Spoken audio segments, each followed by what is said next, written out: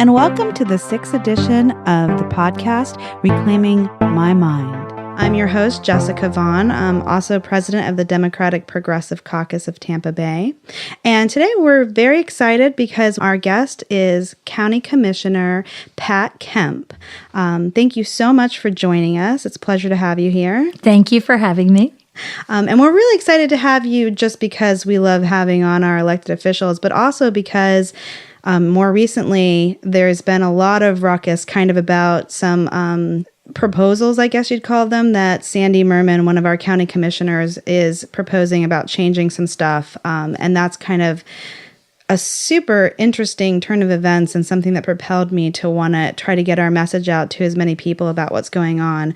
But before we jump into all of that, I want to just go ahead for our listeners who aren't that familiar with you and introduce yourself and just tell us a little bit about your background, if you don't mind. Okay.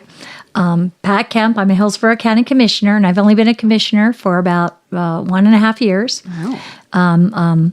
I have reached elected office at an older age than most people expect. It's some on the radio, I'll say that.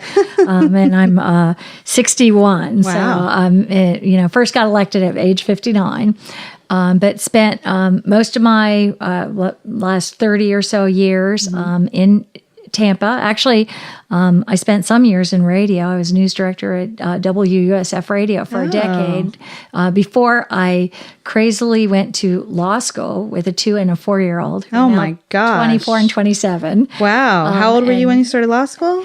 38. Wow. I decided to go a little bit later in life, and because I have always had kind of a passion and wanted to give myself the tools for making a better world. That's awesome. I think all during any of the time I've spent, I've done a whole lot of different volunteer kinds of things that have consumed me along the path of, that sometimes it's hard for me to separate my work from my other work. Sure, right? And so I spent in my paid work life, I did things like radio. I was news director at WUSF Radio for a decade. I'd done some other radio jobs.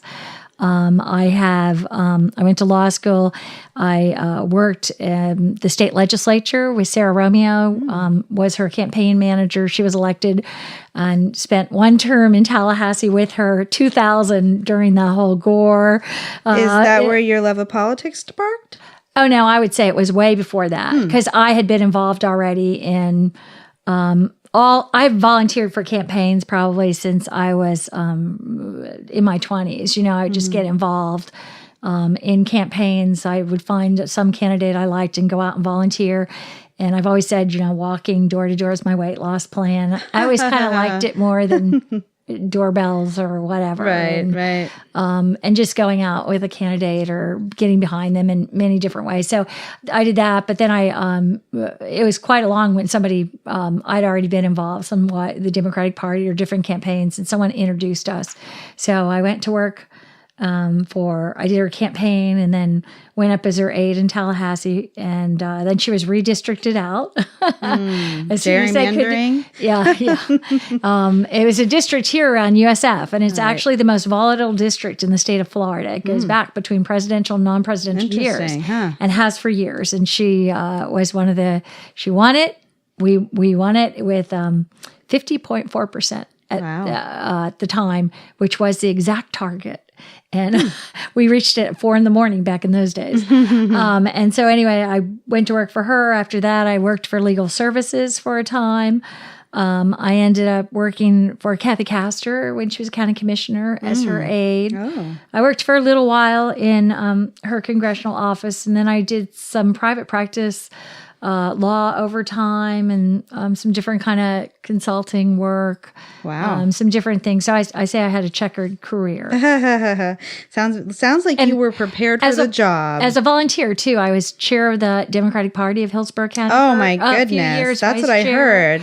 I was Sierra Club Conservation Committee. Oh, and I started my neighborhood association in Seminole Heights when I first moved there in the late 80s. There was none.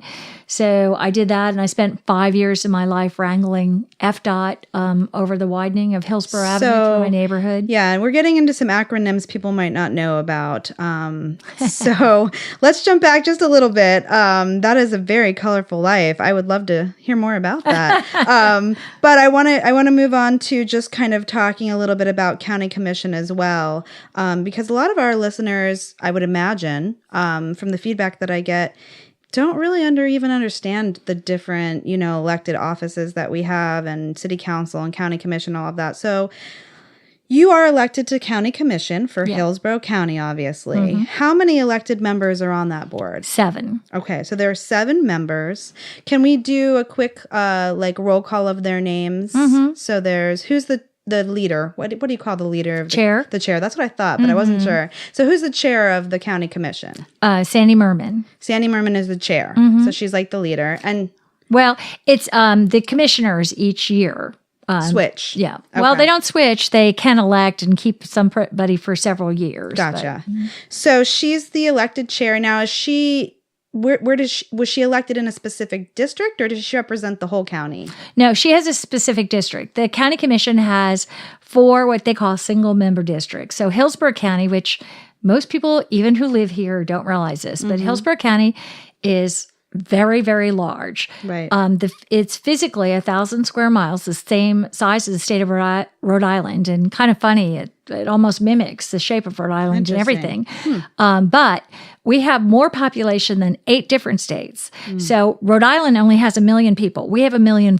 Wow. So we are very, very huge. And the whole the whole county is divided into 4 different districts, and they're quite gerrymandered and strange. Right. The commission draws their own 4 districts, and then 3 districts are at-large districts, which means you represent the whole county. Okay. I'm an at-large commissioner. I represent the whole county, which is quite a big campaign. It's equal to a governor in 8 different states, or a U.S. senator in 8 different states. Sure. That's the kind of campaign.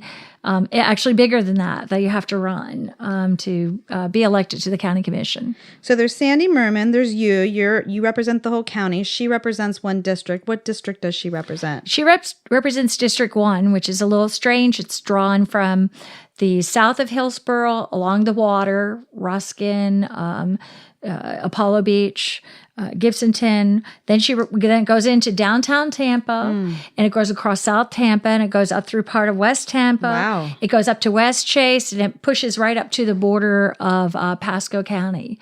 Wow. In a strange way, but it's like all the coasts and more. All right, so there's Sandy. Then who would be the next member, another member? And Sandy's a Republican, just so... I was going to ask you, so we may as well just get it out now. Right. So, and then in District 2 is Victor Christ. He's also a Republican. I believe that's my district. Okay, right. Yeah, you're in District 2. And it stretches across from on the north part of Hillsborough County. It gets wider and wider, but it takes in all of northern Hillsborough County and kind of goes down... cuts off north of Plant City, takes in the Nonasassa, Seffner. So kind of the north part of Hillsborough. I think then, that, northern Hillsborough. District 3 is Les Miller's district. That's my district. That you live in. Yep, and it takes in the whole central part of Tampa. It takes in some bit of West Tampa. It takes in Seminole Heights, where I live, Forest Hills, that area in there. And it goes across to East Tampa and goes out into the county, into Progress Village. It's I'm not sure if it is really, but it takes in the most African Americans, and it's a majority. It may not be anymore, but I think it probably is a majority-minority district. And he's a Democrat. Okay. And then District 4 is in eastern or south Hillsborough County. I go back and forth about which one it is. But it's south of Plant City, south of I-4, all the way down, except the coastline, which is Sandy Merman's district. That's Stacey White. Oh. And he's a Republican, and it's known it's always been known, even back in the day when I first lived here and we had 6 Democrats on the county commission, that was always Republican and more conservative, less populated in the past, although it's where a lot of the population's being driven, and it was very rural agriculture, but that's changing so rapidly. Okay. And then you have the 3 countywide. Sorry. Oh, that's okay. So the 3 countywide commissioners are Al Higginbotham. Okay. And he's a Republican. Republican. And the other countywide commissioner is Ken Hagan. He's a Republican. And then there's me. And I'm a Democrat. So it's 2 Democrats and 5 Republicans. That's correct. And how long do you know, maybe off the top of your head, how long Republicans have had control of the county commission? When I first moved here in 1985, and I know for someone who's been here not that long, even to tell you the truth, before 1992, the state legislature was 2/3 Democratic in the House, 2/3 Democratic in the Senate. It almost took a total flip in a short period of time. And there had only been ever 1 or 2 Republican governors in the state of Florida ever. And so that all dramatically changed during the 90s. And likewise with our Hillsborough County Commission, where there had been a Democratic majority for quite some time. And that was even true at the beginning when I went back there. I think it's gone in between a little bit. There was a time when there was 6 Republicans and 1 Democrat for a time. At the beginning of Kathy Castor's term, when I worked for her in 2002, so it hasn't been a steady change, Right. But in 2002. She started, and I worked for her in 2003. And so just for listeners who don't know, Kathy Castor is our representative at the federal, our congresswoman in the House of Representatives at the national level. So going back at least through the early 2000s, so at least a good 15 years at the very minimum. There was a majority Democratic county commission, and there was even times when there were 6. Wow. And then it flipped to times when there were 6 Republicans. Now, do you think that you said drawing your own districts, is there some oversight in that, or how is that decided? Is there any kind of accountability to make sure that whoever is in charge isn't drawing it so that it's unfair, or is that just par for the course? That's just par for the course. On the county commission, it's just a dogfight. So whoever is in power wins the fight. Has anyone ever suggested on the board changing how it's drawn or allowing? Well, here's the thing. Yeah, they have suggested it. So our charter was written and passed in the 80s. So a charter, what you explained to me earlier, I equated it to like the bylaws that govern the body, but actually it's more, you said, closer to like the constitution of the county commission that sets all of the rules and the procedures and everything so that you guys. Well, no, it doesn't have all that. No. If you think of the state constitution or the federal constitution, it's just kind of like a very basic document, about it has some things like Congress's role and the Senate's role. So it has those broad things as a constitution. So it broadly sets up how government is in Hillsborough County. Gotcha. And it was set up in the 80s. And for people who have been here for a while, the kind of guardian of our charter, who just passed away last year, is Jan Platt. Oh, okay. She was pretty much was fierce in defense of it for many, many years and was very involved in coming up with the original charter. Interesting. She had served as a county commissioner back in 1983, and there were 5 county commissioners at the time. And when she was in service, 3 of them were walked out in handcuffs. Wow. So there were 2 commissioners. I did not live here then. I've just read about it, know about it. And actually, when I arrived, and I was always very confused about what exactly transpired, but they were taking bribes for land development. Oh, what a How surprise. shocking. I know. And so three of them did go to jail or prison over it. Wow. In fact, I guess one it was in the paper the other day. I think it's Kotvis, I guess, he has filed to run again now, and he for this election. And my mouth is just hanging open. So I think there was just a column written about that the other day. So wow. But Jan, wanted to see to it, and was very adamant about ethics and how the commission was set up and what the commission did, right. and the kind of the at-large and single member district structure, which gave every citizen in Hillsborough County a right to elect or unelect right. 4 commissioners. There's your district commissioner and the 3 at large. Right. So if you don't like what they're doing, every citizen of Hillsborough County has the right, at least, to have their say on a majority of the commissioners. That's the point of having our government set up that way. And I think it's a really excellent model. One that I value greatly, and I think is really important to maintaining our a healthy democracy here in Hillsborough County.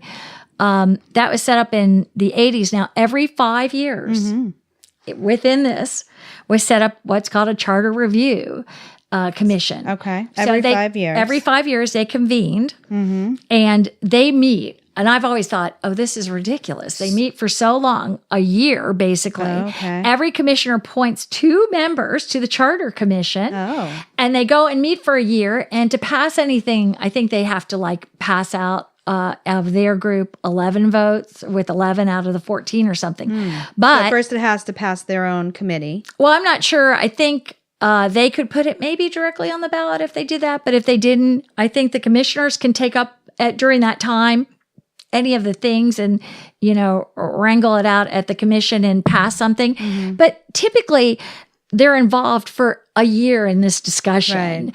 And so people are at least alert to it, and it's a continuing, ongoing thing. And there's kind not of like some the Constitutional Revisional Commission that's happening right now. Yeah, which happens every 20 years in the state of Florida, but every 5 years in the Hillsborough County Commission. Right. So in 2015, which is 3 years ago. So halfway. We're about halfway. and I was the only commissioner that wasn't on the commission at that time. Okay. All the other commissioners had their appointments. All the other commissioners had a year to go through this and Right. change the charter in the usual process if they wanted to. Right.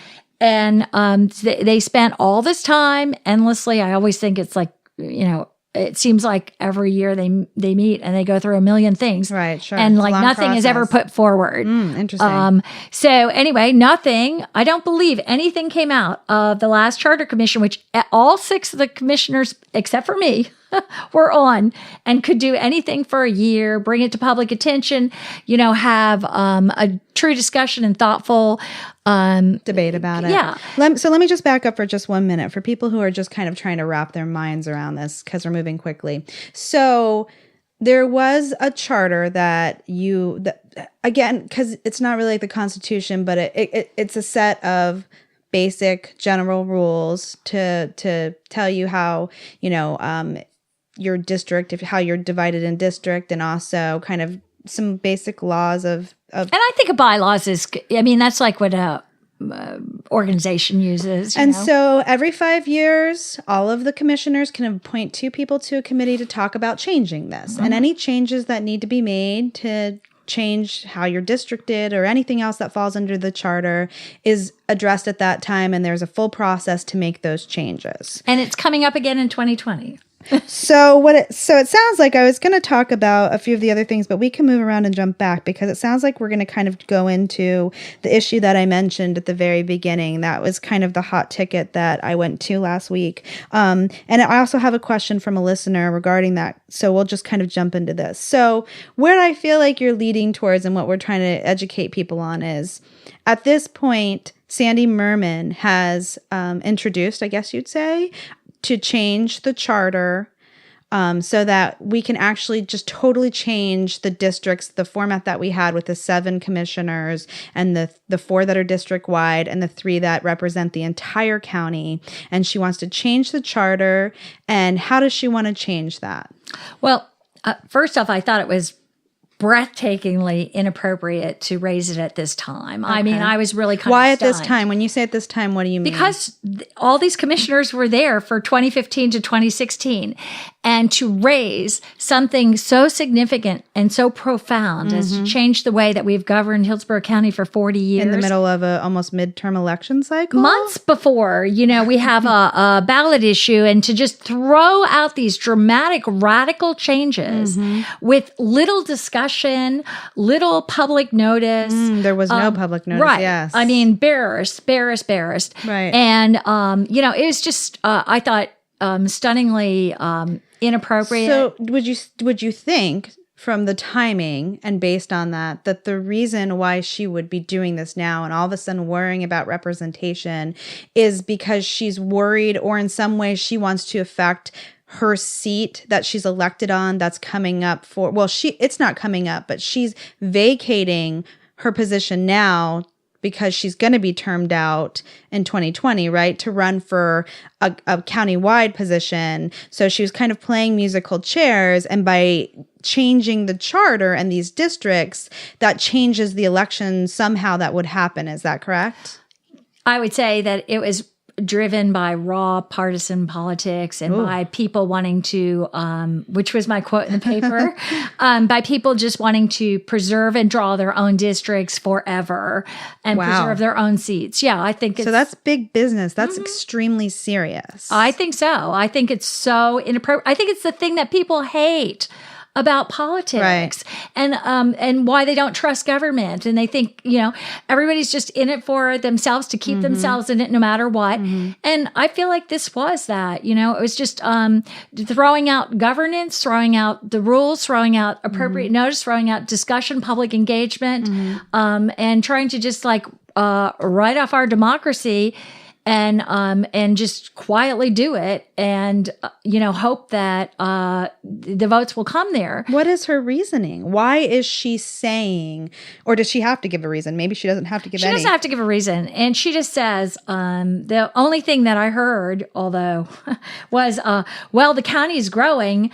And because it's getting bigger, we should now have 9 districts. That doesn't explain why you should have 9 small districts, right? And 9 single-member districts. Because what happens in 9 single-member districts is you've lost your right to vote on a majority of the commission. Right now, you can vote on 4 of the people. Right. They're going to expand it to 9, but then you're only going to be able to vote on one of the elected. Only one person will represent you. Right. You only have one representative that you can contact, one person to carry your vote for everything. Right. And if you, for all of us, it really steals our democracy, I think, in a way that is profound and really disturbing. It creates the ward politics that happen. It creates the ward politics, like in Chicago or these cities where they have all these single members and they just trade back and forth deals and things like that. Think about it I can tell you that Kevin Beckner, who used to sit LGBT and brought all that forward, he would have never been elected to the county commission under that model, and he would have never been able to do what he did. Any thing that anyone that I know cares about, they would lose the power to do that. The environmental issues, one person will bring it up, and we're such a big county and you live in this little place, your representative can go, yeah, I'm listening to you. You 200 people from my district are here, so I'm with you, and all the other 8 can just vote against you. What do they care? I mean, they don't have to. They don't have any accountability to the entire. No accountability. So not one elected county commissioner would have the accountability to the entire county. Right. All that they would have to do every single time is play up to their specific district, which is drawn internally. Right. Right. So if Republicans control, let's say, or Democrats, whomever, but Republicans are in control right now, so I'm going to make that analogy, control it, and then they split it so that there's only a representative, and then they gerrymander every single district so that it works in their favor, there's absolutely no accountability built into,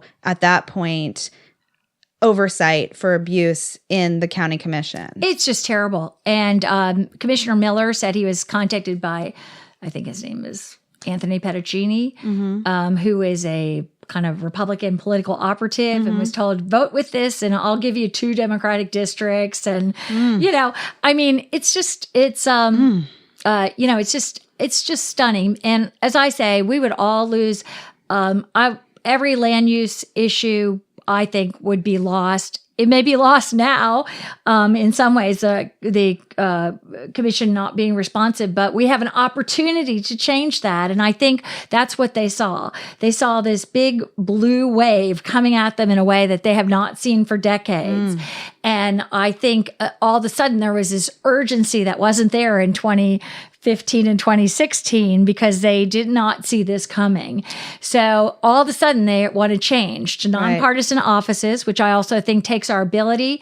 That's a big one. Let's back up to that for a second. So right now, county commission has partisan office? Well, the county commission, we have partisan. Which means that you run as elected official for your party in that race. Primaries affect you. It also means that people know when they go into the voting booth, if they have a preference, what party you're affiliated with and you're running for. So they want to change it so that they're all nonpartisan positions. They don't want to change us, but they want to change the constitutional officers.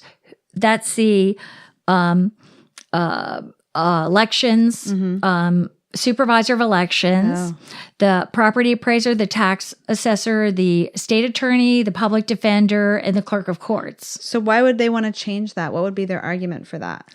Well, all of a sudden, after 40 years and no urgency in 2015, there's a sudden urgency. So you would think that they might, do you think people might think, because I don't want to implicate you, but it doesn't sound like you care, that they are worried that people in this big blue wave are going to walk into the voting booth and they're going to be so concerned with voting for Democrats that they're going to vote for Democrats in that race. So they want to have those identifying parties taken away so that people have to work harder to know who to vote for? Is that what you think that is? Yes, most definitely. And not only that, what happens is, and you can think about this when you vote for judges, at least here.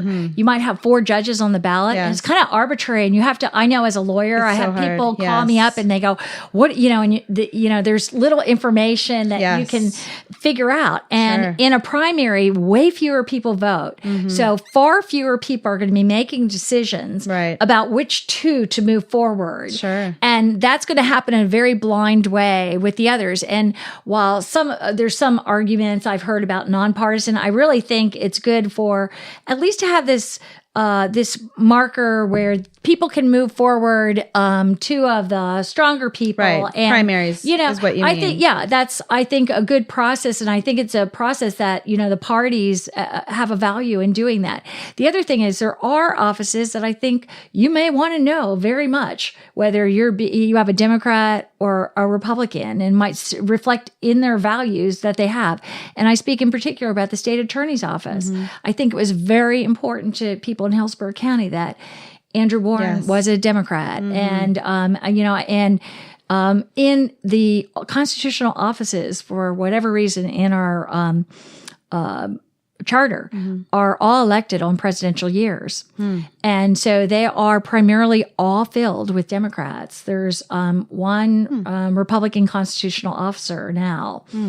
And so, I think they see that, and they want to change that. Well, I mean, and this is just off topic, but since we're talking about it, I mean, I feel like in nonpartisan races, it doesn't matter because it's all partisan anyway. I mean, I know like in nonpartisan races, we can't have people who aren't our party speak. And I have candidates who say in nonpartisan races, they've been trying to go and speak to the other party, but the party does the due diligence and they're invited not to speak. I mean, really, there's no such, I feel like, and I could be wrong. And I'm sure there's a percentage of the voting bloc that doesn't do their due diligence and doesn't really seem that engaged. But in general, for most people, that's the first thing they're going to investigate when they look at a candidate in a nonpartisan race anyway. So yeah, the arguments to me seem invalid, but so this kind of goes into one of the questions that we got from our listeners, and it's talking about basically how does she counter the argument that 9 districts and commissioners would be more representative. And, she said that she agrees with the system that we have, but one thing that gives her pause is that it's being cited that all larger counties already have this kind of system, and they're using other counties as a model to say, say why this is a good change. So she's trying to understand how to counter-argument that. Well, there are large counties that have single-member districts, Miami-Dade, Broward, and Palm Beach, for instance. For one thing, I think they're not good models of government. And a lot of people have issues with how unresponsive they are. And the other thing you might know about those 3 counties is that they're primarily single party counties too. So there's like all Democrats everywhere in all those counties. So in terms of that issue, it doesn't make as much difference. Right. But the big thing, and I said this, all those counties have county mayors. They do not have just 9 equal commissioners that are, fighting it out. They have a person that's an executive that's setting a direction. Interesting. And when Commissioner Merman first brought this up, I just turned to her and she was saying that. And I said, well, first of all, I think there's a lot of people, they have a lot of different roles than us. And I think that they function in a way more dysfunctional way, actually, if you were very familiar with their county governments and how they're working. Yeah. I think you maybe would not want that if you were more familiar. Right. But I turned to her and I said to Commissioner Merman, I was like, well, should we also have a county executive? Which, as I said, this is all on the fly. And really, I saw she kind of bristled. No, we don't need that. So what did you ask her exactly? Meaning like a mayor? Don't we also need a county mayor? I said Palm Beach, Broward, and all these other counties you're citing, they have county mayors. Oh. What about that? Yeah. And then she kind of bristled and she was like, no, we don't need that. No, we don't want anybody to, Has that caused her to take pause in using that as a reason why it's a good model? I don't think so. No. She's just discounted This is all being done on the fly without discussion. I can understand. The other model that that could be used would be to have 4 at-large commissioners and 5 small district commissioners, which would give more districts and whatever, and still have this balance. Right. I think it's a superior model of government and governing because I think it does have when more you say accountability. It, you mean having certain representatives that represent the entire, whether it's in city council, the city, or county commission, our county, as opposed to just district only. And each person having the ability, and each commissioner having the accountability to the voters of a majority of the commission.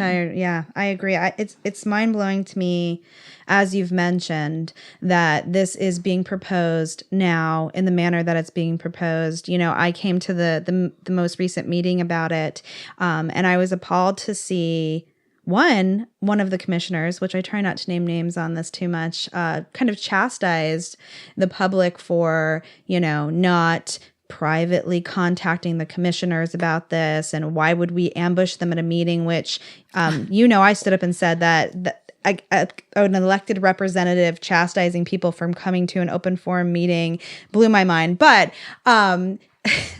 he seemed to say that he wasn't getting a lot of feedback on this, to which most of the people there were to speak was to say they had no way of knowing, they hadn't heard about this, that this is not on people's radar, that, like you said, they're trying to slip this in the middle of the night under, closed doors, because nobody's, unfortunately, and we're going to talk about this later, paying that much attention on a local level. We have all of this information on the national level, and people are like, when like Donald Trump uses the restroom, but nobody has any idea what's going on in our own backyard, and the crazy stuff that they're trying to pull in our elected bodies to make sure that we have less of a voice and less of a say, just quietly through the night. So, and let me just say, I appreciate your interest and devotion and what I have seen.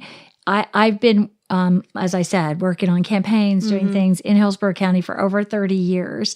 I have never seen anything like I've seen since Trump was elected. Wow. And I'm talking locally too. Wow. I was stunned. Right after he was elected in January or February, Kathy Castor held a press conference about Obamacare and the Family Health Care Act, at a family health center in Hillsborough County on Dale Mabry. Yeah. And so I was invited and to go there and speak just for a minute. And I just thought, I'm going to go to this parking lot and it's going to be like the 30 people. It's Sunday afternoon at 3 o'clock. And all of a sudden, like 500 people showed up. Wow. And then I went to, the Leto High School, and she had an immigration thing, and I thought again, well, 300 people came to that. And then the Democratic Party, which I was chair of for a few years and had been involved in off and on in these campaigns, but the Democratic Party, I mean, we would have 30 people, 35 people at any given month, and honestly, as chair, probably about 15 of them couldn't stand me and came there just to like harass me and whatever, because they were committed to doing that. Yes. And now we have like 40 people coming new people every time. Yeah, the last meeting, I think we had 200 and some odd people. It's just astounding, but also very, I think it's really wonderful because I just feel a whole new level of involvement. And I think that that's what we need. And I was worried when this charter that they were just throwing it out there. Nobody knew anything. It was so, I thought complex, and people won't get that they're taking away your rights and how, violated you are by this and by this process that they were doing. And then all of a sudden people like understood it totally and they got involved and they were angry. And people who came to that meeting were so eloquent. I could not have spoken to things as people did who got up. And I was just... Well, I thought you did a great job at that meeting. I thought that you were our inspiration and spoke very eloquently. So thank you for, taking a stand. And I'm on an elected board and I'm the minority vote. And I know how challenging it is to stand up against that, especially when you're one lone vote. I mean, what are you really going to affect with one lone vote most of the time? Well, let me tell you, I thought it was kind of a miracle what happened because as you know, I wanted to change, and I'd said that before at a meeting 2 weeks before, and again, didn't even get a second meeting to time. put all, because there's actually 4 changes that are proposed, and there was one to change the vote from 50 to 60% on the charter. So let's back up. So in this meeting, so in general, we're talking about the charter. There's 4 different changes being proposed. Right. So we've talked about 2 of them. We've talked about changing it so that we only have 9 district commission seats. We've talked about changing... or that we go to 9 small districts. We go to these 9 from the 7 that we have broken up. And then there was the changing... Nonpartisan constitutional officers. Constitutional officers, which we've mentioned are like property appraiser and supervisor of election, those things, to being nonpartisan seats. What are the other 2? The other 2 are changing... right now, it takes a 50% vote to change the charter. 50% vote from whom? From the people. From the voters. It's going to go, it's going to be on your ballot in November. Okay, so it becomes a ballot amendment. Yeah, and then there's a referendum question, and you can vote yes or no. And if 50% plus one person does that, that will be the will of the voters. Right. So it takes 50% plus 1. So Commissioner Miller put up to raise it to 60%. And I guess I have mixed feelings about that. If it were the only thing on the ballot, and because I feel a little bit like a constitution could maybe meet a higher standard, than just a regular question of some sort. But at any rate, I would never support it currently because what they can do is move to the 9 single members by 50%. And then if voters pass this, it would take 60% to repeal it. Interesting. Yes, so, I see that. It's absolutely the wrong thing. Okay. And the 4th thing I did, but honestly, I would take back my 4th thing that I did, which was we currently have 8-year term limits for districts, but they just keep jumping back and forth so that now Ken Hagan is going into his 5th district term He's already served 16 or 18 years. You know, it's like, and it's an unending musical chairs from small district to at large. I didn't know, honestly, that you could go from at large back to small, but that's what he's doing. Oh. So anyway, I had first talked about a term limit of 8 years, which is what we... So when you say term limit, you mean an entire county commission term limit? Because right now there's term limits for the seat that you're on, but you mean regardless of where you want to run, a term limit on the entire length that you can be an elected official in a county commission. So right now I can run for 2 terms. As an at-large commissioner. Any at-large or specifically your seat? No, any at-large commissioner can run for 2 terms for 4 years. But then I could flip and go to the smaller district and keep going, and then flip and go to the large district, which is, I think, not what people expected to happen when they put in these. So in Sandy Merman's proposition of going to only 9 districted areas, would those have these would you be able to jump seats if you did that? You know, I think so much is unclear about this because there's hardly any time to, you know, figure it out. And so it's very unclear, but I'm guessing no, but I don't know. Right. So back to your one, you had proposed putting. So I first said 8 years, but I really wanted something on it, and I thought it would go, retrospectively to the time served, you know, and then but what we found out is that none of the other places that have term limits, like those other counties that we're talking about, they have term limits, all of them. That's another difference. And so, but they all, when they institute their term limits, they, so some people had already been on there like 20 years, but they started the term limits when they started so they could do another, whatever, 8 or 12 years. So most of them had 8 years, but one of them had 12 years. And so I was trying to get something on there that would actually limit. Well, it wasn't ever going to be retroactive because they fought that. Right. And then I was trying to get something on there that would limit at least, you know, and I knew they weren't going to go for 8. So I said 12, but it was a real big mistake because in essence, if they pass this, what I've done is extend their terms in those districts. You know? And so that's the whole thing. To have done this piecemeal like this and in such confusion, utter confusion, where you don't know what impacts the other and how they work together. Right. And then to go forward with these 4 things, they were going to have each one at separate public hearings during the day in the regular time with barely any notice. So before this first one was set on this, and I thought there were 2 public hearings, but there's just one on each one. Before this was set, I objected and I said at the meeting 2 weeks before, well, we should schedule all of these together because they all affect and interact with one another.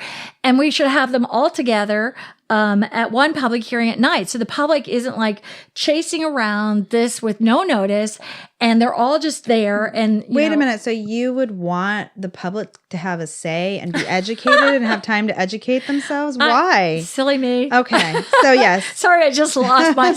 But anyway, luckily there was no second. So that just died for lack of a second. So you said, hey, let's have these meetings where they're all presented to the public at the same time so that they logically make sense and we can talk about how they affect each other. And it would be at night. In the evening where people can actually show up and have input before we make these giant out-of-year changes to our charter that will affect everything. Right. And there wasn't even a second. People, not out of the other 6 commissioners could anyone care to make sure the public was engaged on this. Nope. I did not get a second. That was about a few weeks ago.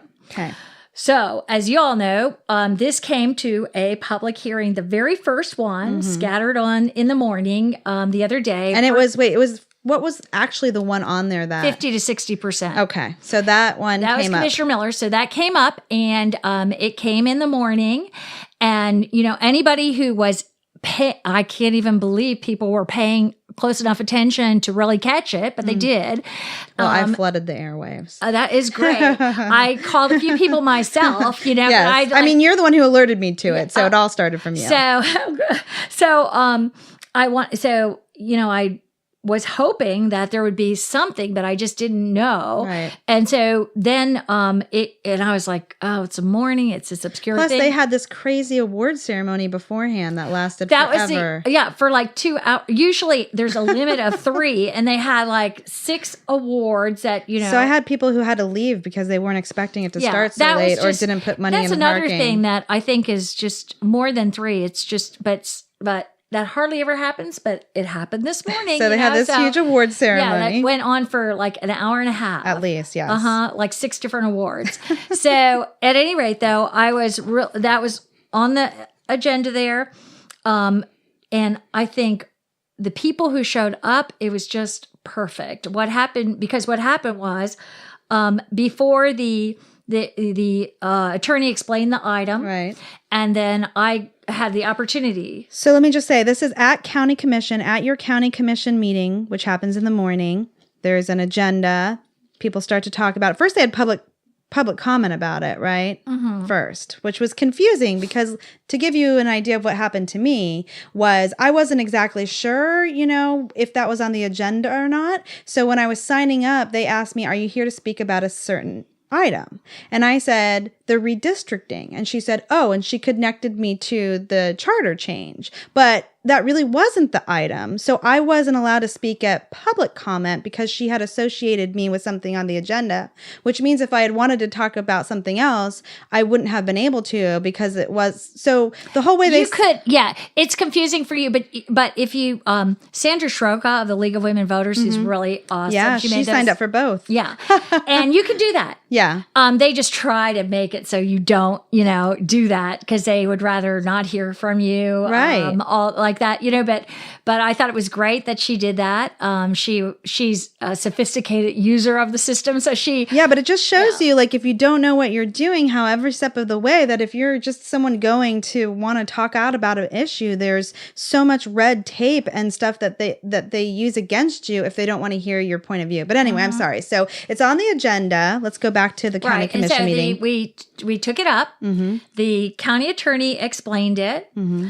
And as you know, because you were there, I started asking her, and I noticed that the chair said, oh, Commissioner Kemp, are you sure you want to ask her questions now? I did. I heard that. Yes, I caught that. Yeah, I do. I was confused. And so I went and I started asking her the questions. And at one point, also the chair said, well, if we're not keeping to the agenda item, and I said, I absolutely am, because all these are and that's the first thing that alerted to me to, I might be signed up in the wrong area to speak, and they might try to limit me on this. Yeah, no, they weren't going to do that, but I had to give a little pushback. Right, yes, thank you. I'm just used to hearing that because I'm frequently a 1-6 vote, and there's challenges in different ways. And so I just kind of like water off the back. But good for you. So I was like, yes, these are, I will be getting to how they're connected, which I did. I talked about you could vote it in with 50%, but then it would take 60% to repeal it. So I wanted to, and as I said, that's 100% wrong.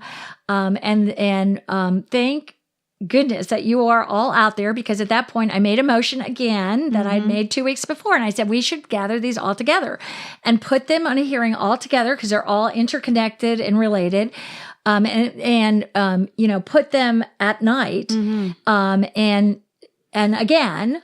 At that point, as you know, I didn't get a second. Not even. I mean, like birds chirping. Like they couldn't care less to even discuss it. It was just dead silence. Yes. Right. And that was the second time I've been through that. And that's totally what I expected. Right. So I wasn't surprised, but I thought I have to do this, I did not expect that would change. But I just thought it was pretty outrageous. Right. And then when you all got chastised, the audience, 3 people got up and spoke, I think, at that point. And then I can't think of a time when I saw this happen, what happened at that commission meeting. Right. Where it was like, stop, wait. And then, which they stopped the public hearing. Yeah, which I kept saying, are you even allowed to do this? Somebody put through a motion during public comment. Right. I don't even think that's allowed. I kept looking around, but no one else knows the rules. Right. I only know that, Well, I was just kind of amazed because I'd never seen anything like that. Okay, so they stopped public comment in the middle of it.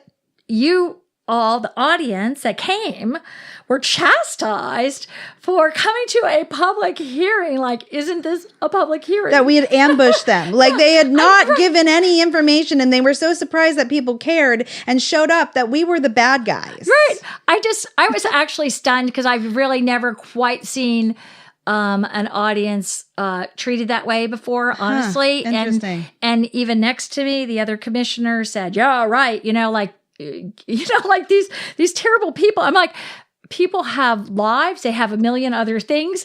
They're supposed to be sitting here watching and generating. And as you notice, they said we didn't get emails or calls, but they did get emails. My office got emails, and all of them got emails. Yes. Which is a lie. Right. Exactly. And but they're up there, and so then they say that.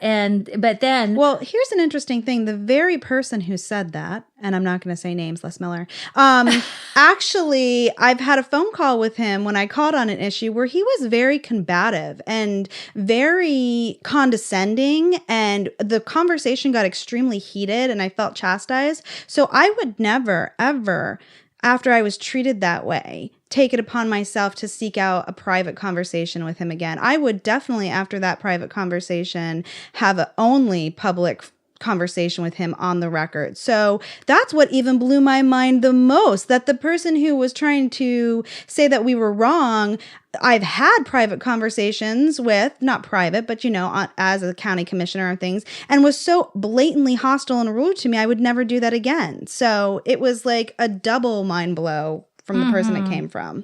I just think, I just can't imagine, as I said then. Yes. People, I was very appreciative y'all came down. Right. I can't imagine the struggle sometimes people have to go through to get through the process, to even come to the idea that they should speak out, to educate themselves on the issue, to be on top of it, to know when the meeting is. And we both heard that woman, who came down and said, she brought her husband in a wheelchair and she got someone to watch her mother-in-law. I mean, people, and they drive an hour. I just can't even believe people do it, Yeah. And I was just the intelligence, the thoughtfulness, the passion, the great comments people had.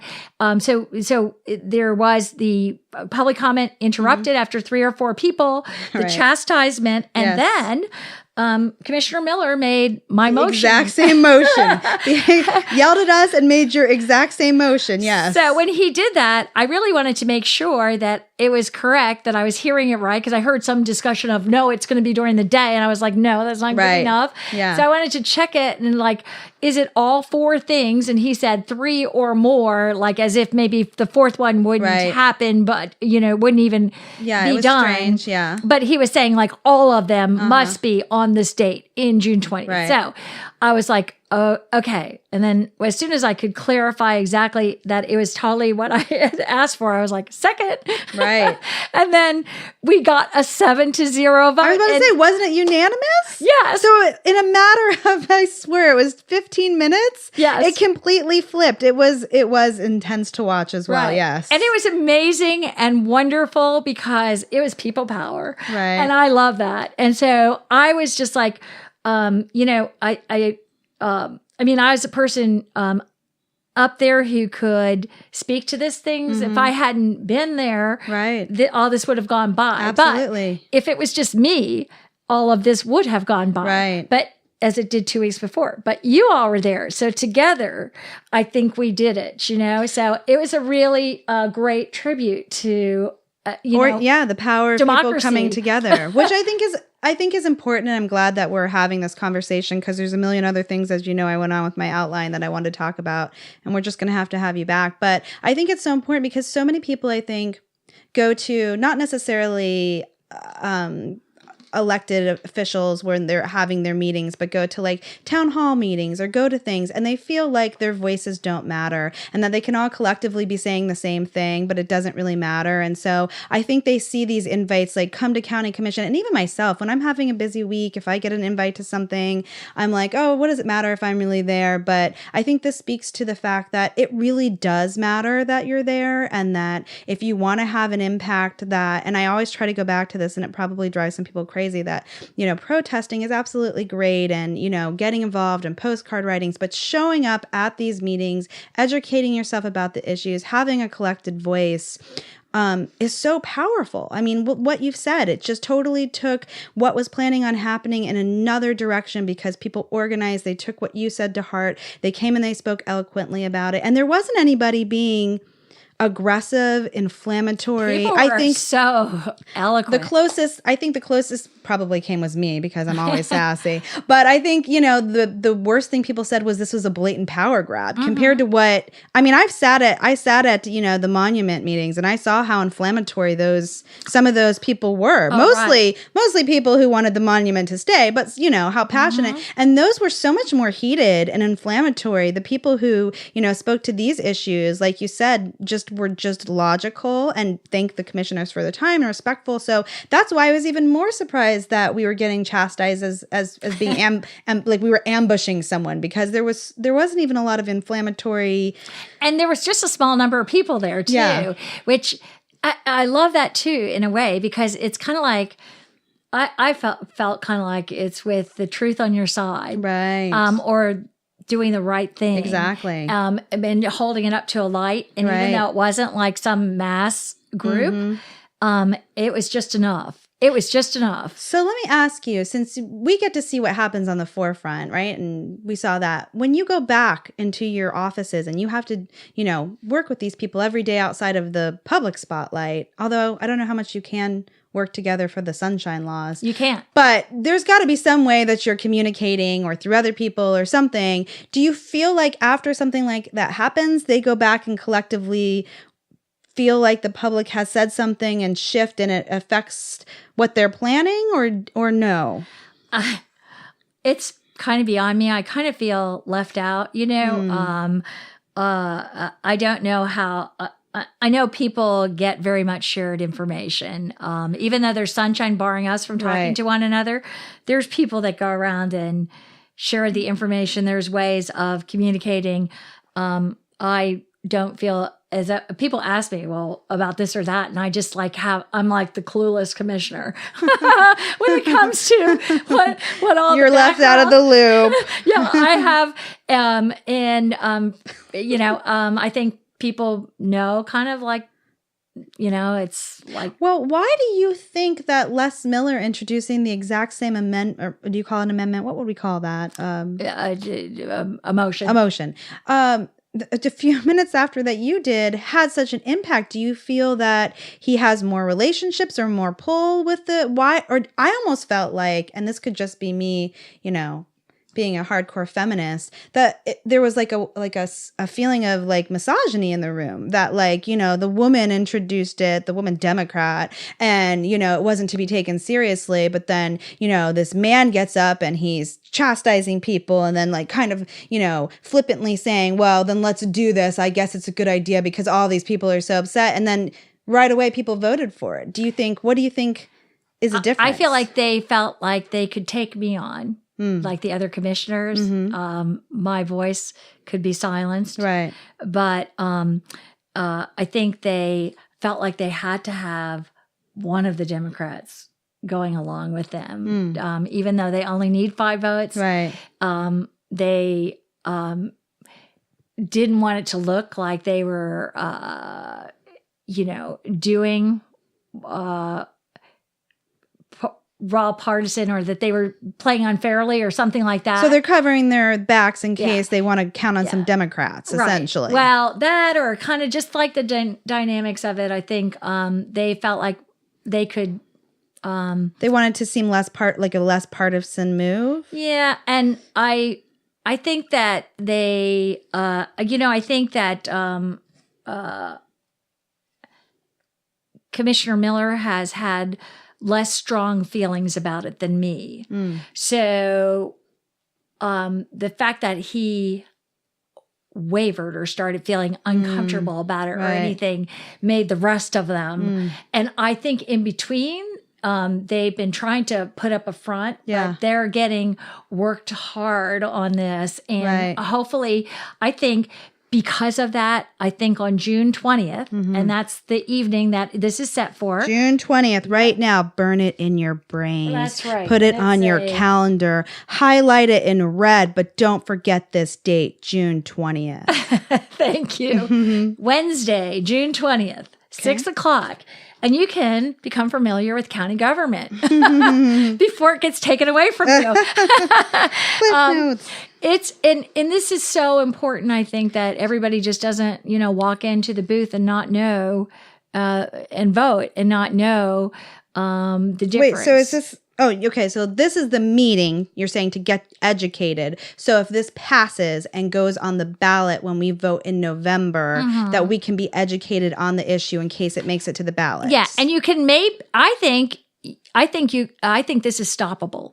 Okay. And like I said, when it first came and I was like, oh no, I've already had, all these issues like this that kind of sideline some of the stuff I've been working on. Oh yeah. And oh no, we're going to have this like radical, this could change everything to me.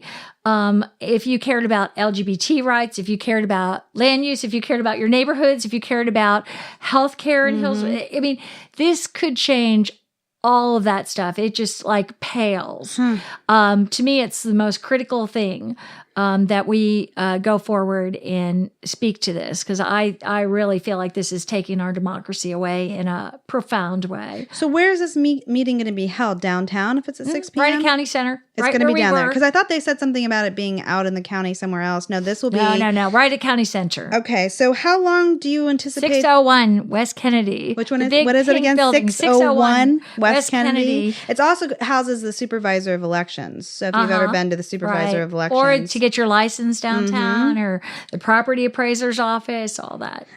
So how long do you think this meeting will last? Well, it will depend. I would love to see, hundreds of people show up, and it could last for several hours. I would love to see, because I think if hundreds of people showed up, they would put this off and think about doing it later, when it could be reasonably discussed. By the way, they also wanted to throw this on the ballot in 2020, even though a census comes in 2021, and that would make sense to do. That's when the redistricting comes. It would make sense to do it then, but oh no, we have to do it right at 2020. The other thing is 6 of the commissioners are up for election in 2022. Or the seat I'm in, if I had the opportunity to run for it again in 2020, would be the only commissioner that wasn't up for election that year. So you would automatically be replacing a bunch. So it, like the attorney's office, when they came around, they said, oh, this makes way more sense to put on the ballot in 2020 or to enact in 2022. But they would just like not hear of it. Oh no, we put it on the ballot in 2018 and act in 2020. It doesn't matter. And it was just so and I think the attorneys' offices were shocked because they looked a little. I mean, they looked a little confused even when you guys were talking about it. She seemed like there was some apprehension in having the discussion, but I thought I was projecting that. No, I think the attorneys' offices are all, because they're trying to look and make sure that everything is done legally, and it's a really legally complex, why would you want that in politics? Like, it's a complex switch. Like, you have to, like, there's a lot of questions when you start thinking about how it works, and what would be, and they didn't have answers. What else can people do? Because going to meetings is the most powerful, I think, visual, being all together and being at the meeting and not allowing everything to be publicly exposed, I think, is the most powerful impact. But, even if you have the best laid plans, those of us who have small children, it's hard to get out on a Thursday night. So in lieu of making it to the meeting, although if you are able to do it June 20th, we should absolutely do that. What else can people do who really care about this issue do to have an impact and make sure that their voice is heard on this, and that they're, making it clear to whoever represents them what they want reflected? Well, I think it's always good to email. How would they find the email? How would they go about that? Well, you can go onto the commission website. So if they Google Hillsborough County Commission. And they can just check a box and send us all the same email. Okay. Sometimes it's effective too if they send different emails, like they say, "Thank you, Commissioner so-and-so, for your vote or representing," or "I was really unhappy," if like they're just educated can make a difference, that they call. What do you think is more effective, calling or emailing? As a county commissioner who sits there, what do you feel like motivates you more? A call or an email? I would just say, you know what? I hear from my staff. You get fewer calls, obviously, but I think, I hear about both. And do you feel like talking to someone and hearing their voice and having a conversation and putting a person and inflection and being able to like give them questions is a fuller experience and makes you more connected to what the person is advocating for? Honestly, I'm too overwhelmed to really talk to people who call. So they're just going to get an aid most of the time. Yeah. So either way is good. And that would probably be really true for any of, but if there's a commissioner meeting in your neighborhood, if there's a campaign type of event, that you can, at any time on our commission meetings every other week on Wednesday mornings, there's public comment. Right. You don't have to be commenting on something on the agenda. If you want to just comment, it would just be good for them to get, I thought it was just so refreshing that you all came down and, because I don't think they hear or seem to hear from the public enough. Right. And so something like the monument happens and it kind of catalyzes everybody. And so for people who aren't familiar, which I can't imagine there's anyone living in this county who isn't, but just in case, when we talk about the monuments, we mean the Confederate monuments. That there was one at the courthouse and there was an ongoing battle between people who wanted it removed and Daughters of the Confederate and their supporters who had originally erected the monument.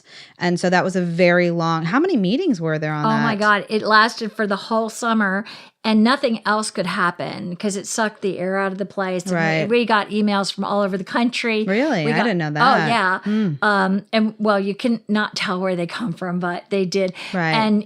And we got phone calls all the time and they were from all over the country and you could see. So what I was really surprised about that is there was such an overwhelming backlash to that in support from what I saw. And I only went to 2 of the meetings, so I don't know what happened at the other ones.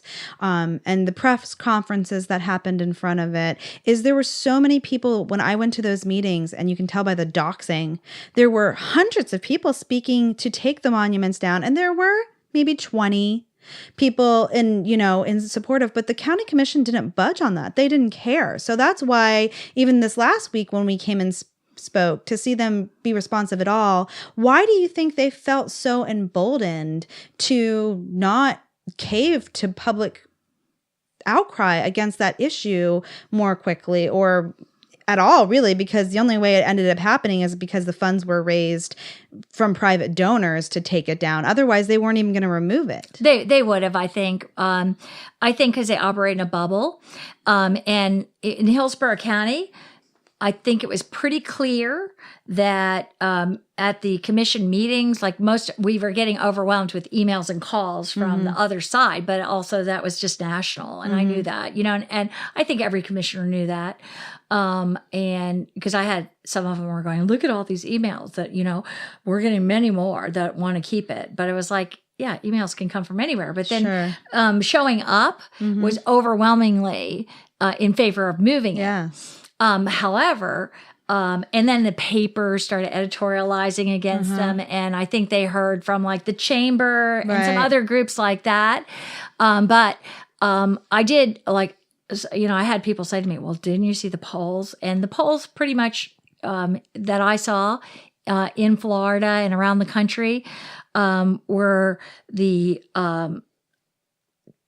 passionate people were on the side of keeping it.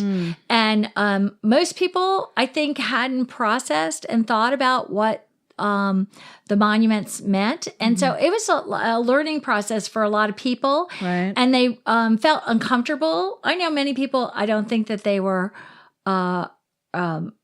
racist or, but they were processing because they felt that the monuments. They didn't think about what the monuments were and that they were part of history, and that they felt kind of like it was like, not a racist symbol, and why are people didn't even pay attention to that down at the courthouse. And I knew since I moved to Tampa that there was that Confederate monument there. I've known it for 30 years, and from time to time, I didn't know the story of when it was laid down. I didn't know that history, but I've wondered about it from time to time. Well, I wonder if that's always going to be there or whatever. And then this whole national thing. And then it came up, and I thought it was the city council, like it was given to the city. Right. I thought it was there. And then it turns out to be the county commission's responsibility. And so, but I think I think for a lot of people, there was some process involved. And I think it was really, I wish it could have been more of that education instead of the drama, which I do agree came far more from the people who wanted to keep it there. I myself, I didn't talk about this there, but, when I was out at the meeting, apparently had death threats, on my phone at the county commission. And I didn't talk about it because I didn't want anybody to know that, or make a big deal. And I thought they're probably nothing, but you never know. I feel like on any issue, if you're getting death threats, that's the wrong side of the issue. Who's ever instigating death threats?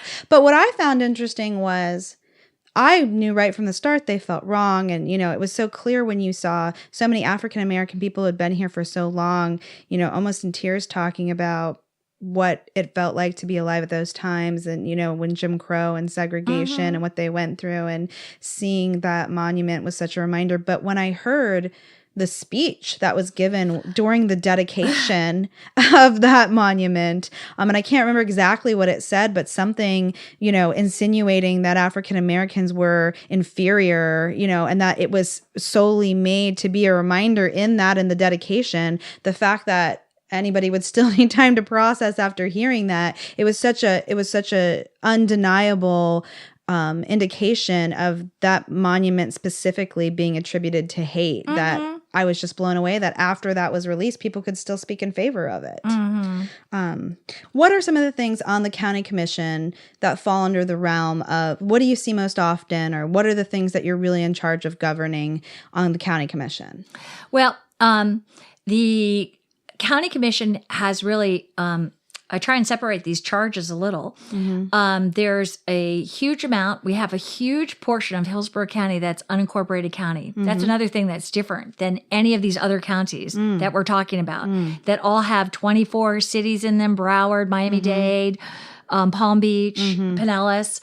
They're very different than us. We have this huge sweep in Hillsborough County of unincorporated Hillsborough. Which means, again, for people who are just listening, that they don't fall under a township. They're not in any city. There's 3 cities in Hillsborough County: Tampa, Temple Terrace, and Plant City. Right. That is extraordinarily unusual in the entire nation, that we have a huge unincorporated area of 850,000 people.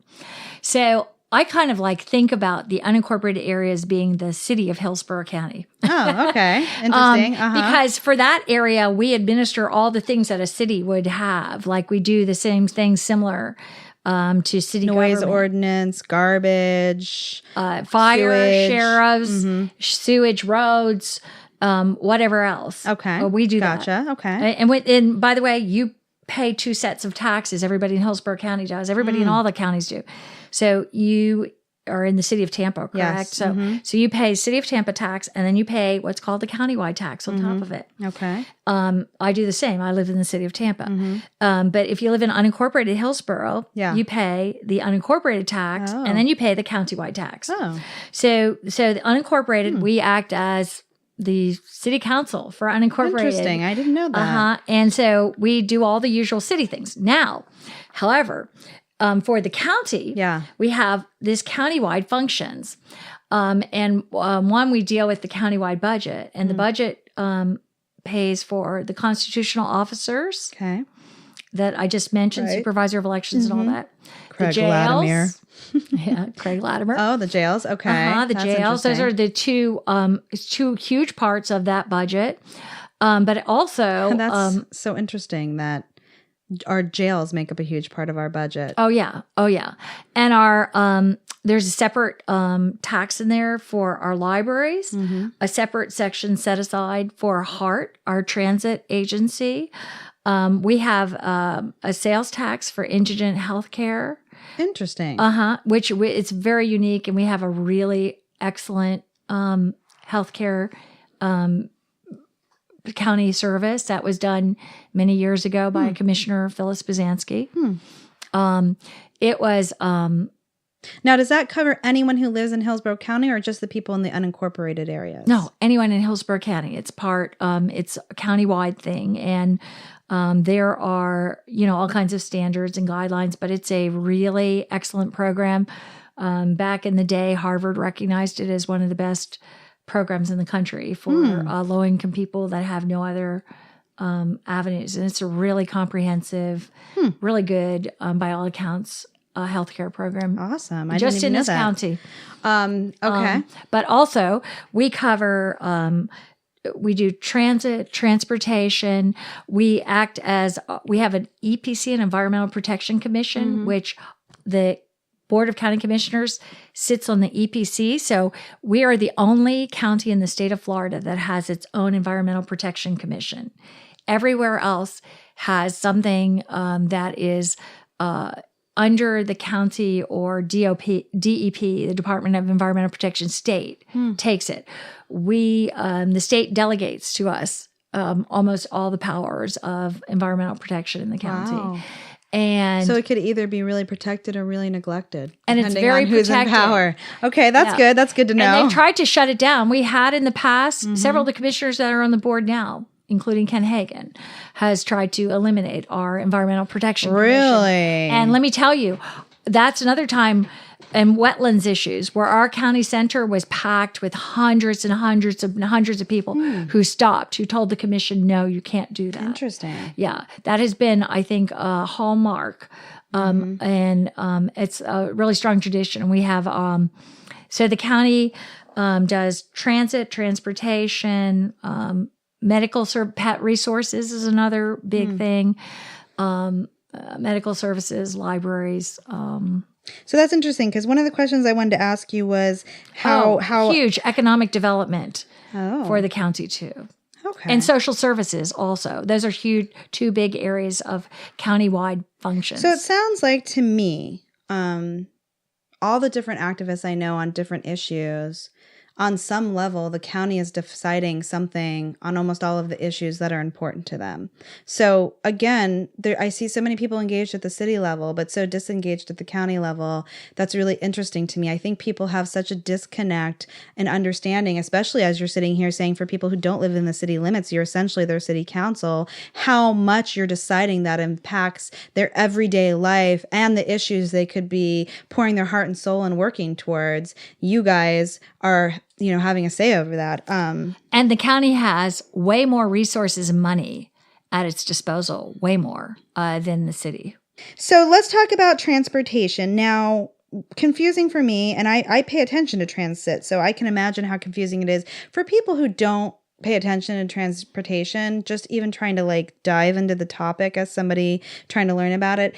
It's so complex and confusing, and people have different opinions, and even people on the same side have different opinions about it. Building the infrastructure for a county that large, for everybody is overwhelming. But so tell me, so you guys decide information, the budget for transportation, but then there's also a separate board, the MPO board, that also has a hand in that. Can you help me understand how those two boards function in relation to transportation? Well, it is very complex. Yeah. So it's called the MPO, the Metropolitan Planning Organization. Okay. Around the country, some of these places are called TPOs. And I think we should change it to TPO, Transportation Planning Organization. Right. Because that would help clarify it. It would, absolutely. Yeah. More so, at least. And surprisingly, it represents our county, but it's part of federal law that created MPOs across the country. And they created MPOs when roads were ripping through communities and ripping out the social fabric and targeting minority areas that were thriving, wonderful areas like they were in Tampa, which the Federal Highway Department, in its records and everything, this I'm not making this up, deemed blighted. And I always thought they went through these areas because they were cheaper to run the roads through. Right. And it was just happenstance. But actually, the way that the roads were in many communities determined they were done intentionally to go through the minority communities, to take out what they considered urban blight, but was really a really high functioning wall. High functioning community. That was a Black, or in Tampa, Hispanic communities. They went right through the heart. Yes. They took out the whole. They took out all their shops or stores where people lived, everything, and they just basically destroyed the beating heart of our Hispanic and Black communities in Tampa. And it was the highway was aimed for that. 275? Yeah, and I-4. And the highways were aimed that way. It wasn't just happenstance. It didn't go there because it was the cheapest. Right. It went there because it was doing dual function of providing these roads to put people out in the suburbs and to... So you're saying that our elected officials, when they were making policy, there were policies actually aimed, even through almost the entire time that our country has been alive, policies aimed at specifically targeting, hurting, controlling minority communities. Yeah, that's well known, documented. That all of so throughout our time, our policies have been systematically racist. Yeah, that was part of what was... There are still so many people who don't believe or understand that. I just like to point that out as we talk about them. No, it's very, very well documented. I'm not making any of this up. This was Robert Moses. I've been reading a biography of his. He was the New York Giant that kind of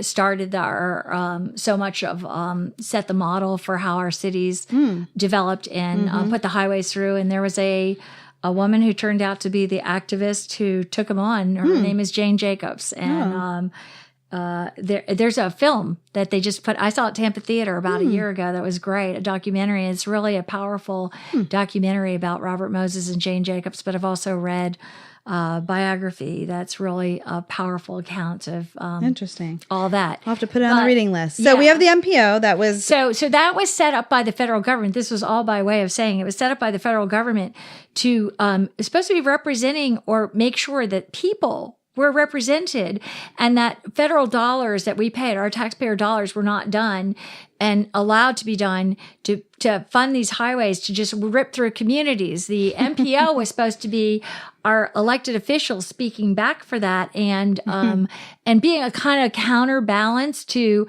the power of the Florida DOT, the Department of Transportation, which is quite powerful, and to take on those kinds of things in their local communities.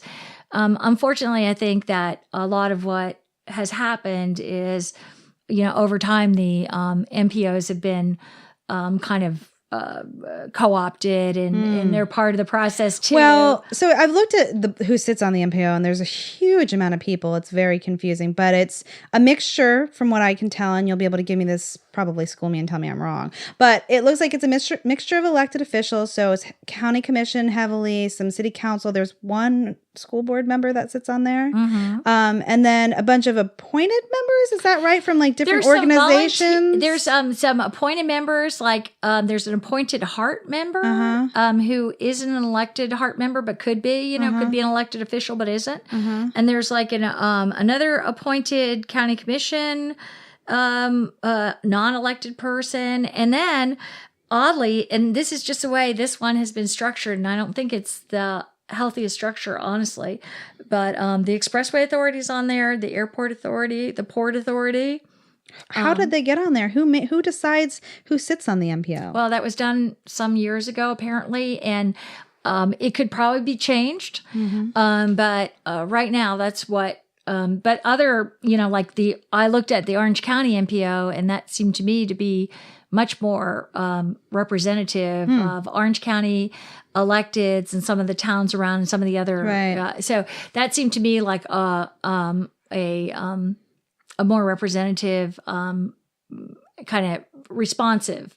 So who actually manages the budget, the commission or the MPO? The MPO manages their allocated part of the budget? Yeah, which is not very big in terms, they get something like, I mean, I know when I talk transit, I'll say things aren't very big and other people go, oh, you know, right.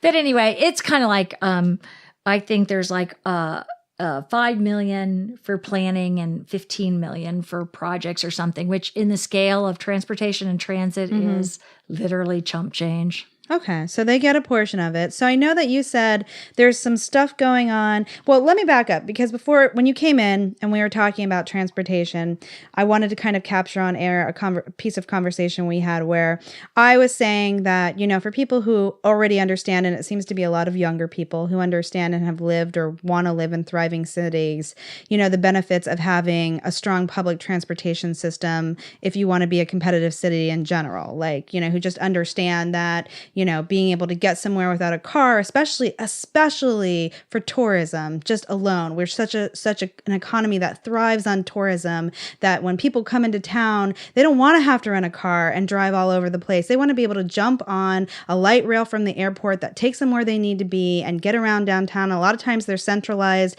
in South Tampa and downtown if they're on business. So many people who understand like what a thriving city, the infrastructure it needs, or transportation. But there are people who that isn't their passion. They don't understand it. They live in suburbs. They're never going to use the public transportation. They love their car. They spent $80,000 on the car. They had it custom made. They would never want to get out of it. Who don't understand why we should all care about transportation and why we should be proponents of having a strong, functioning transportation system in our city and our county. And for me, it's like not even just because of like infrastructure for our city or for tourism, but even just based on like employment opportunities, you know, that if you live in one area, if you don't have a car, it's just the entire county is closed off to you. So for people who complain about like public assistance or people sucking up welfare, if that's the only thing they can complain about, even they should want a thriving public transportation system, because then it allows all of those people who are denied access to getting jobs countywide a way to get there. So I hate to get on my soapbox about that, but I know that there's people who are listening that don't care about transportation. And as we start to talk about it, they might check out. And I want them to stay engaged so they understand why it does affect them, even if they're not going to use it, and how important it is. You did my job for me. You did a great job at that. And what people may not know is there's something called, in fact, none of the transit boards seem to know this, people on them, but there's something called social mobility, and it's been tracked by Harvard University in big study nationwide. Social mobility. I'm going to write that down. Okay. And Hillsborough County was found to have one of the lowest and poorest social mobility rates in the nation, and not compared to Pinellas. And part of the problem is that people don't have the ability to, and they study how many people can rise up from poverty and become at a different level than the poverty level. That's kind of the social mobility. Why would we want people to rise out of poverty? Right. So, but they have a bigger problem here in Hillsborough County, because if you don't have transit, as you explained, you don't have access to these different jobs, these or different healthcare or childcare, it's horrible. Yeah. And not only that, don't we have one of the highest pedestrian fatality rates on top of it? Second highest in the nation, over and over and over again. So even if you take a bike, pedestrian, bicycle, even if you walk, there's a good chance you're going to get. And our car crashes, the highest in the nation. And by the way, 7 out of the 10 top cities in America are all in Florida. And a lot of it is because we're dangerous by design. It's our road design. It's our lack of transit, our lack of options, our lack of expecting people to use options. We are in a dire situation. And I don't think people recognize, first of all, I hear they don't want to pay for public transit. Right. they save money by having public transit. We subsidize everything, and we subsidize roads incredibly and always have, but it's getting more and more.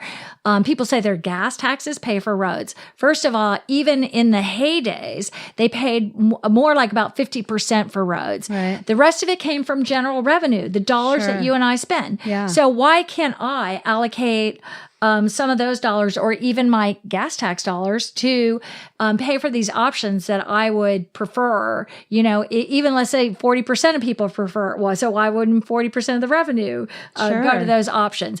But so you're saying we're funding it either way. So why we're not subsidizing roads hugely? Right. Hugely. Which means we're funding them. Yes. We're paying for them. Exactly. Our taxes are going and to I think people don't realize how much we're paying for them. I sit down, and when I talk to groups, I say, I ask them questions. I can't do it on the radio, but I'll say something like, so 1 mile of I-275 recently built, it didn't add capacity. They opened it in the middle like they did down there.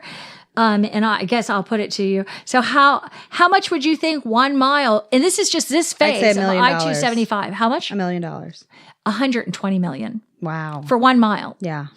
1 mile of the elevated highway that went I-4 to Leroy Salmon Expressway. 1 mile elevated, it happened in 2009. How much would you say that 1 mile cost? After you told me how much the other mile cost? $100 million. $600 million. Wow. $600 million for that 1 mile. Yeah. The airport, they just built whatever that Sky Connect or something. They built it from the airport to the rental car parking. It's a roadway. It's like a rubber tire thing that's automated that travels in a concrete thing. I haven't actually ridden it yet. I keep meaning to go out, but anyway. So that is 1 mile from the airport, 1.25 miles the airport to the rental car parking lot. Part of it paid for by taxpayers and FDOT, but any guess? $1 billion. $417 million. Now, let me compare that for you. Yes. We have one of the most underfunded bus systems in the nation by a long shot for a city our size. It is critically underfunded. It is horribly pitiful. Pinellas is way better than us. Right. Pinellas has 3/4 mil and 1/3 of the landmass that we have. Just to give you an idea, we have 1/2 mil. And we have 3 times the landmass to do. So we have more people and we're bigger. Yeah. And we have less money that we're putting into it. And way less. And so, but now it's coming up, our tax revenue from this is $39 million for our transit system in our ad valorem taxes. The 1 mile that I said of the elevated $600 million, that could pay our entire operating costs for the entire county bus system for 18 years to come. Wow. So let me ask you, why would you think that our elected officials or city planners would prioritize roads that cost more, that are less effective than other forms? Do you think, and I'm going to give you my hunch, that it's because many of them are funded primarily when they get elected through developers that have interest in these sorts of developments? Oh, yeah, that's it. But also just kind of the big engineering companies. We basically have a highway industrial complex, and we're one of the last places that are stopping it. The rest of the nation, I think, is like they're taking down freeways and investing in transit, and we're not. And I'll just say this: the current plan on the books, which is this again, what they're calling. Well, actually, it's the I-275 rubber tire concept from St. Pete to Gateway to the airport to run a single bus type of thing to downtown Tampa and up to USF and Wesley Chapel. This 42-mile on the highway. First of all, highways are not successful places to run transit systems. Right. All over the country, they don't do that. There's no such thing as highway-oriented development. We have transit-oriented development. This whole plan that they have for 450... Who's they? MPO or county commission? No, it's being pushed by the state legislature in this regional and FDOT. Okay. And FDOT, really. Okay. FDOT is behind it. So it's more state-driven for our specific... Yeah, they're trying to impose it on us. Okay. But they're trying to make us pay for it without giving money. But it is a $455 million thing that they're talking about. That doesn't include any operating costs, which they want us to pay. But the $455 million, I kid you not, $440 million of that money, $440 million is for bus stations and parking garages. That's it. $15 million for buses. I mean, and nothing for operations. So why would the legislation push this? Do you think that people who are pushing the politicians have vested interest in these buildings? Yeah, it's the same. It's the FDOT, the ones who want the road money. They want to do these buildings, these parking garages. They can't make money off operations and transit. So they'd rather just have these massive capital projects that are white elephants that we should not be investing in. It's the wrong thing. And ultimately, I have to hope that our county commission would never do this, that our city council would start to speak against it. But here's your opportunity. I'll just let you know on this, even though we're not talking, and I can go on about this transit for hours. We're going to have to have you back just for transit. Is Tuesday, June 12th. Okay. Once a year. Tuesday, June 12th. At 6 p.m. 6 p.m. There's a nighttime MPO board meeting. Okay. Nighttime, 6 p.m. Even though this transit is not on the agenda, I think it would be the greatest place to pack and say, this isn't the transit we need. If we want to make an investment in good transit that is at grade level, that actually serves people, is less expensive. Street level, and I've been pushing the conversion of the CSX tracks, which I could go on about in and of itself. Those are railroad tracks. That is now used for freight. That could be used for commuter, as it is in Orlando, Miami, and FDOT paid for it. Ferries, doubling our bus system, but talking about traditional bus at grade. Right. Serving this regional What line. about light rail? Is that just off the table completely? Pretty much. The streetcar is a good option.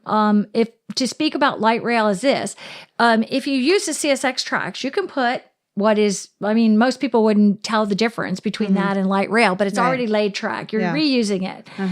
So that is about $20 million a mile under Orlando. That's what they paid for Sunrail in Orlando to do the total conversion and turn it in. And by the way, it goes through excellent places for us. It's like amazing. It goes through South Tampa to downtown to Ybor, up to USF, up through Lutz. It goes across town and country. It goes a leg down into the airport.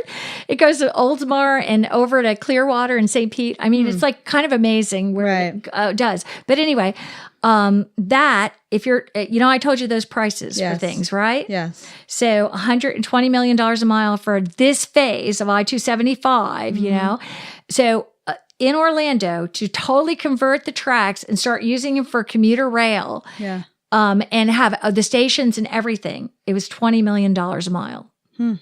So you could do that. Now, if you're talking about building a whole new light rail system, you're talking about years and years to come, getting the right of way, going through a big process, and it costs right now about $90 million a mile. So getting the right of way would mean finding all the places where we'd need to put them and having people agree to sell their property or give up that space. I mean, it is just, and the cost is $90 million a mile, and it's really not something that's very affordable. Okay. And I know people are kind of bent on, they keep seeing this rail across the bridge, but the bridge is like 9 miles long without a stop.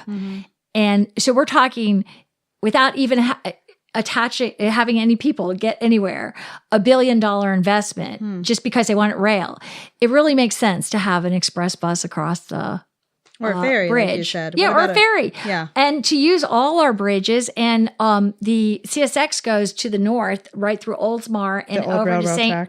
Pete and through Safety Harbor. I mean, it's like kind of amazing how it hits all these places that are really good places for us. But I mean, we have to look at a whole bunch. It's not one silver bullet. And I see us finishing out our streetcar in Tampa and everything.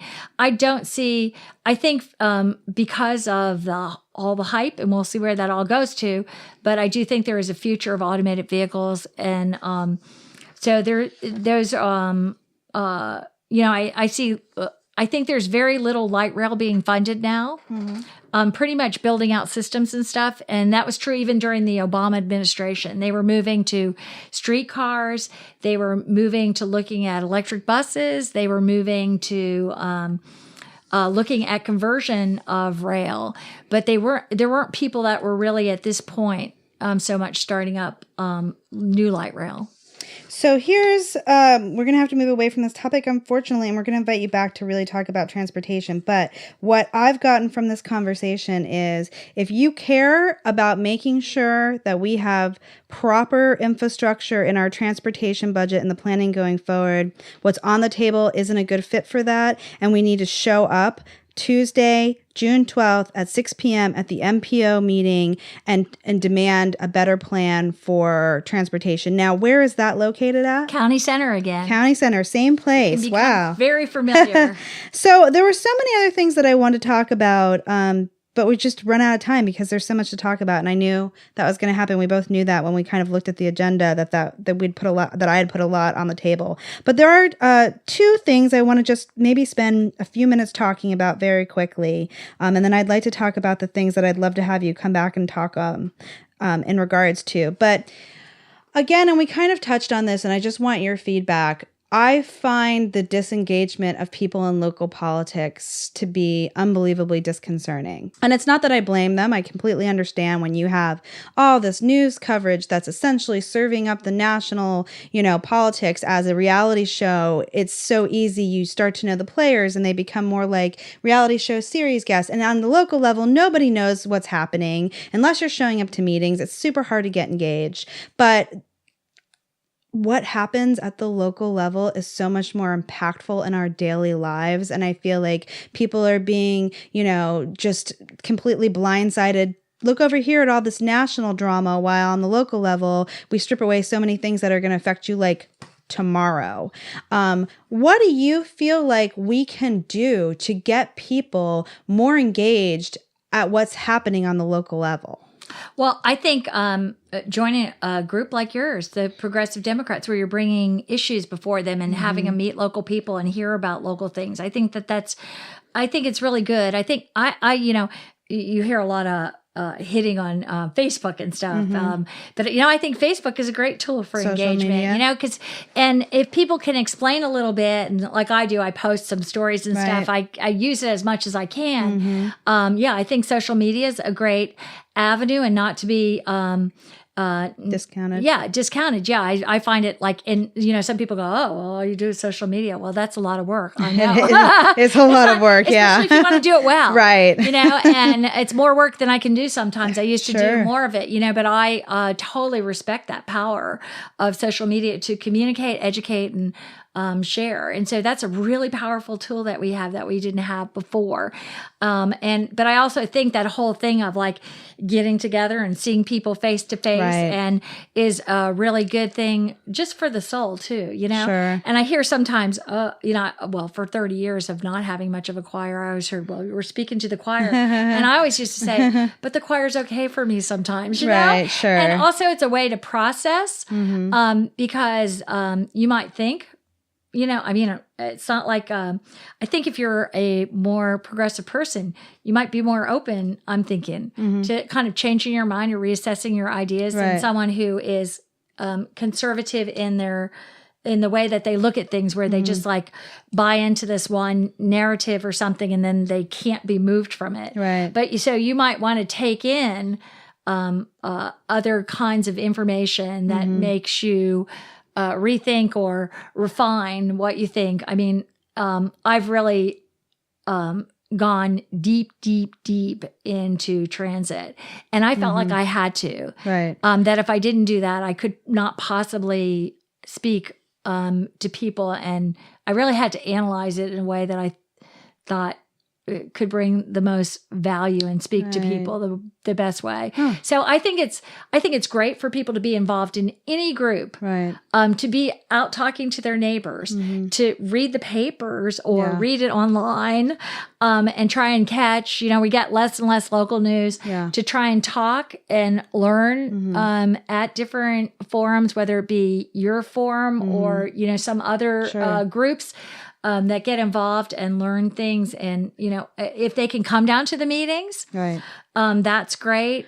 Well, I think part of the disconnect, and I don't think this is going to give us an answer, but I think that just being critical about it is a good thing, is that so much of it is so complex and overwhelming that when people even start to try to learn about it, there's so much back information they would have to know to get caught up that it becomes overwhelming. And that most of our governing bodies or politics or electoral work is so deeply complex that people feel overwhelmed. And that's why I feel like as elected officials or activists or anybody in this kind of movement of trying to get people more engaged in politics on either side of the party really have to do the kind of like very simply finding out the basic way to convey information, to get it on people's radar, to revisit it, kind of build their schema, to encourage them to ask questions, to let them know it's okay, to always reassure that if they, if they're starting somewhere, to take the time and kind of get them. It's almost like a responsibility of all of us to constantly be gauging like civics education, and chunking it down. I feel like that's the only way to kind of reach people because it's just so overwhelming. You're working, if you're a single parent, the last thing you want to do at the end of the night is try to rack your head around complex transportation issues. So I think it's definitely got to be, we're reaching people kind of where they're at. But I did also want to jump to a question that a member did pose, and I know that you had some idea on it. It doesn't really relate to county commission, but they were just curious if we can have an update on the future of environmental activism in Florida. They said it seems like every time the citizens of Florida try to make strides, whether the solar amendment or water amendment or land legacy, anti-fracking, what have you, the organized business interest and their mouthpiece politicians defeat us. What can the everyday activist do to combat those in power? Well, like I said, that charter to me, yes, it's another, it's like taking away our democracy. And even though we haven't, I feel like that's one reason I ran for county commission. Is I didn't feel like county commission was responsive to me and my beliefs and everything. And that's why I jumped in. Right. And so, I think, but if we had a different form of government, it wouldn't be available to even make the changes I'm saying. Right. Honestly, I think in Florida, we have really gone far in terms of how bad it's gotten. Campaign finance, I think term limits with the state legislature is a very bad thing and has affected us in a So it sounds like we need to clean house. Yeah. We have had just, I think, extraordinarily poor government in the last 8 years, but, we could, actually, I thought Charlie Crist was, I was relieved after Jeb Bush that when Charlie Crist became governor, actually, because there was some terrible stuff that he stopped. But interesting. That being said, yes, I feel extremely strongly about the restoration of civil rights. We're one of only 4 states that take away a person's right to vote. We have 1.5 million disenfranchised. And I almost hate to say that in the terms of the politics and the difference, but because I feel like it's such a violation of people's humanity and their basic, it's a terrible thing to do to someone, to take away their right to vote and to diminish them as citizens when they've paid their, whatever. Because your right to vote is your power. And I think so many people have disconnected from that and they don't understand because they so willingly give up their right to vote because they don't want to be involved in electoral politics and they think everything is correct. They don't understand the power of the vote and how much that influence that actually has, even though it doesn't have as much as we'd hope. There is more corporate control. But I see that it's taking away someone's power by taking away their right to vote. And we're seeing that change all over the country now in dramatic ways, like, we've never seen. But I think the restoration of civil rights and the right to vote for 1.5 million Floridians could not only change this state, it could change the nation, because of the important impact of Florida. So while I think it's personally a very disgusting, terrible thing that we've done for decades. And I'm looking forward because it is going to be on our ballot this November. And I've been waiting for this for a long, long time. Yeah. I know when I moved to Florida 30 years ago and I found out that that was the case here in Florida, I was kind of shocked. And I was like, what kind of place am I living in here that this would be a issue? And I didn't find out till later all the specific things about it. No one... I really thought it was concerning when I moved here, but I never heard anyone say anything about it until 2000 election. And all of a sudden it became an issue. And I was so happy that even though it became an issue in a really bad way, that there was attention and people started talking about it and recognizing that it occurred, and the fact that it is finally going to be on the ballot this November. I know, it's pretty amazing. Yeah. I think we could change this. And I think that... I know it's a little far stretched from the, it's the Sierra Club has to sue. They're suing the state of Florida over the Amendment 1, the money that was supposed to go to purchase lands to protect the Everglades, because they're not doing what the law says, what the people said in their referendum. The same thing with medical marijuana. It's outrageous. Right. Unbelievable. So it sounds like what you have to do is become involved in electoral politics is the answer. Oh, yeah. I think you have to do that and vote. And voting is the first and most fundamental thing. And, younger people get a lot of hit for not voting, but you know what?